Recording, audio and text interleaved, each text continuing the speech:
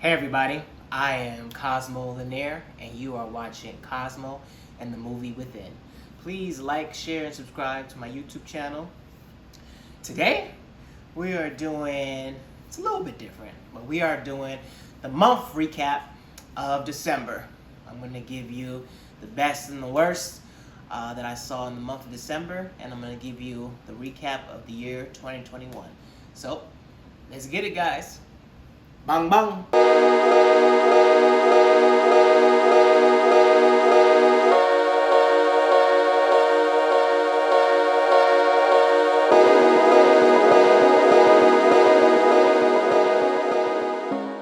So let's get right into it. The month of December, I saw 12 movies.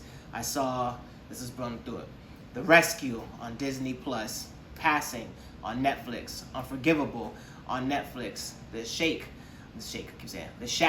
on Netflix, West Side Story, Swan Song on Apple TV Plus, Spider-Man, No Way Home, or I like to say, Ross the Spider-Man, The Matrix, Resurrection on HBO Max, Sing 2, Encanto on Disney Plus, The King's Man, and I ended the month with Don't Look Up on Netflix. A good amount of movies. Majority of the movies, I loved them, rather than not. December was overall way better than the month of November. This month had already five movies were 5 more fires for the month of December, and the worst movie was only 2 more fires, which there in November, the worst movie in November I think was 1 more fire. So best, I have to say it, Spider-Man No Way Home. By far, I won't say by far, but that was the best movie I saw for the month of May. Month of May, backtracking, for the month of December. Action, you name it. If you've seen it, you already know the vibes. If you haven't seen it, please go see it. Honorable mention, I have to say Sing 2 and West Side Story. If I'm picking, my top 3, No Way Home, West Side Story, Sing 2. You can flip-flop 2 and 3, but those are my top 3. But by far, Spider-Man will be my number 1. I love that movie. My worst, unfortunately, I have to say Matrix Resurrection. A little later on when I do my year recap, I'll go into why for the Matrix one. But so there you have it. Best, Spider-Man. Worst, Matrix. I think that's it for pretty much it for the month recap. Oh, really quick. When I do my written reviews for the month recap, I talk about TV shows that I finished. December I finished Insecure, You season 3, The Witcher season 2. I'm not sure if Mayor of Kingstown has another episode, but I think I'm done with that one. I think that's it for the most part. If I forget something, I'll bring it back a little bit later. But I think those were the shows that I finished for the month of December. So now let's get into our recap of the year 2021. So let's see here. I'm just gonna go down. Some of them I'll break down, some of them I won't. Most disappointing, Matrix Resurrection. I'm sorry. Like I said in my review before, she used it as a grieving tool. She was sad. She lost her mom, one of her best friends, her dad, all in a month span of time. So it got to the point where she just started writing, and you know what? I'm going to resurrect Trinity. I'm going to resurrect Neo, people that died in the franchise. But you know what? I'm going to bring it back. It makes me feel good. I'm just going to do things that make me feel good. And she used that, and during that process, she hit up her sister like, hey, this is what I'm doing. Her sister didn't want to go with it. She wanted to, grieve in her own way. Afterwards, when the whole thing was done, she gave the powers that be, ended up making the movie. But they started filming the Matrix movie literally right at the beginning of the pandemic. They were going to scrap the movie as a whole and just say, you know what, screw it, let's just not even do it. But they ended up pushing on because they figured it's a popular franchise. But honestly, they could have kept that. maybe if her sister was involved, she could have bounced off some ideas. They had so many little things in it that they could have just really used that to spark a great new franchise or just a good movie. Like just, they had a whole bunch of concepts, but it's just, it fell short. It felt like how she using it for. She used it to make her feel better and just was putting things together and just writing stuff down. And it came off like that because it was confusing.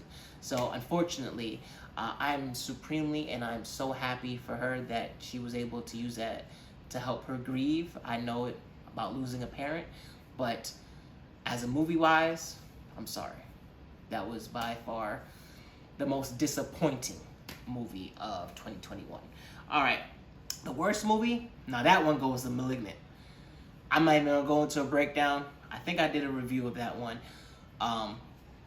It's the worst movie. That's it. I'm not saying anything more about that. It's on HBO Max if you have to see it and have to see why, but there you go. Best biography or movie based on somebody real. So many, from One Night in Miami to the Billie Holiday movie. But my top three, which I'm not going to pick one because it's impossible: Judas and the Black Messiah, King Richard, and Respect. Each of them killed it in their own regards, killed it doing their own specific thing and their own reason. You know, King Richard had its lane, Black Messiah had its lane, and Respect had its lane. Each of them could easily win Oscars for their portrayals. So I have not. That's all I have to say on that one. Those are great movies. This was a very great year for those type of movies. So any of those could easily win Oscars or big awards because of it.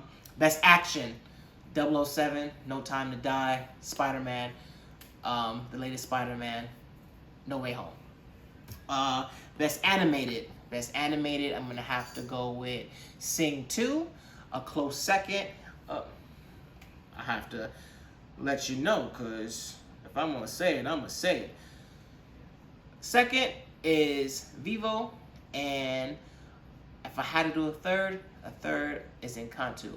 Now, it's a tough race because Sing 2 is a lot of, you know, as I like to say, the slappers. Has a whole bunch of those, you know, great hits that everybody knows. So it's like, okay. But on the flip side, Vivo has this. Oh, what'd you say now? Uh-oh. Uh-oh. Ha-ha! Yeah! Now, Vivo, that is fire. I have this in my phone right now. I listen to this song right now. Featuring Missy Elliott, my own drum. Encanto, also, two people in common, Lin-Manuel Miranda. He did both of those soundtracks, was part of the movie. Great. But I have to edge it, Sing 2 just by far, but Vivo is right there. Now, if we're going with pure animation, Encanto wins 100%. The detail, the specifics to the cultural and all the, you know, the Afro Latinas and this and that, the bushy eye. I'm telling you, it gets detailed, and people from all over those countries, the Latin countries, have spoke out and said, "Oh my God, I love this part because it looks just like me," or "This looks like my grandfather." Da, da, da, da. Killed it. The animation is amazing. So I have to give it for that. Okay, best overall acting. It's a lot of strong candidates this year. But I'm gonna have to go with Judas and the Black Messiah, King Richard, Don't Look Up. Just for the sheer fact of, do you see all the people in there? Leonardo DiCaprio, Meryl Streep. It has so many people that it just can't fail. But Judas and the Black Messiah or King Richard, I could see that clearly winning an Oscar because they killed their portrayals. And those movies as a whole were amazing. I might have to give it to Judas and Black Messiah just a little bit more, but you can't go wrong with that. Acting-wise, a very strong year for acting. Best musical West Side Story, hands down. Horror movie, I'm sorry. There wasn't that many scary movies this year, but for me, I already said it in a previous review. Either you hate this franchise or you love the franchise. You think it's horrible and cheesy, or you think it's scary. I'm on the fact that it scares me. Paranormal Activity, the latest one, Next of Kin. We all know it's gonna do the little stuff moving, the little, what's that? And then as the movie goes, and then we all know the ending, the demon don't care. The ending, the demon says, it's go time. And you know what I'm doing? Oh my God! Oh, stop! I am a big baby. You catch me with a scary movie, catch me, Cocoon, and you can just see my eyes. Because that's it. I am a big baby when it comes to that. So Paranormal Activity, Next of Kin. Comedy, I'm sorry. Some people hated it, some people, I thought it was hilarious. Vacation Friends on Hulu. John Cena is hilarious, and Lil Rel, both of them hilarious together. That is by far my favorite comedy of the year. Let's see, what am I talking? All right. Now, overall enjoyment, me, you gotta 5 more fires, gotta have 5 movies. Overall enjoyment, no specific order. Spider-Man, No Way Home, King Richard, No Time to Die, Sing 2, Fatherhood. The Harder They Fall, I'll be an honorable mention just because I'm Jamaican, and those scenes where he's on the horse and the reggae music is on the background and it's slow and he's over there with the leather and he's just coming in there strolling. I'm sorry, that was hard to me. But just enjoyment-wise, those 5 that I said prior, it don't matter. I've seen it multiple times. I enjoy it. It was entertaining or funny or whatever the subject matter. I enjoyed those 5. I have to say this, Marvel. We are not worthy. We are not worthy. Y'all killed it from the TV shows to the movies, and then you end the year with Spider-Man? What? Hard. Love it. I will say, I'm sorry, Hawkeye.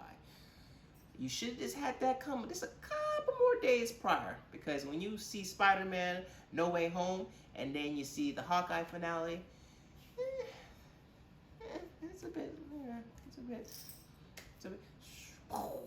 it's not as good. Anywho, salute to him though. But I mean, seriously, if you want to see a Hawkeye, like the actual actor, go watch Mayor of Kingstown. Now that's a great show. But yeah, Marvel and anticipation. I cannot wait. The movie I'm anticipating the most is Blade. Daywalker. I need to see that. I say I'm an old man because of my mentality sometimes, but I don't stay up late. I don't do certain things. I know I'm young per se, but that movie, no. You will see me at the 10 o'clock night showing or whatever the showing is. I'll be there to see Blade. I cannot wait. That's for me the most anticipated movie. I cannot wait for I can't say next year, this year. Which, Happy New Year, by the way.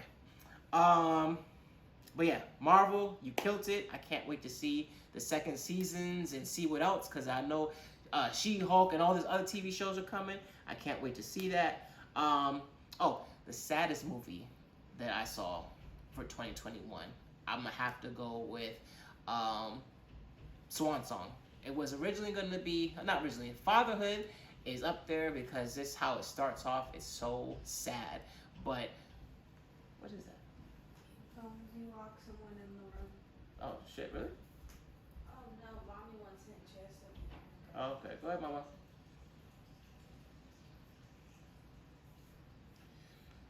So, yes. So, what was I saying? Yes, saddest. Saddest one, I was gonna say Fatherhood. Overall, it's not sad. It's highs and lows, but it starts off so sad, and it just hits you in that heart. And then me being a girl dad, it touches you.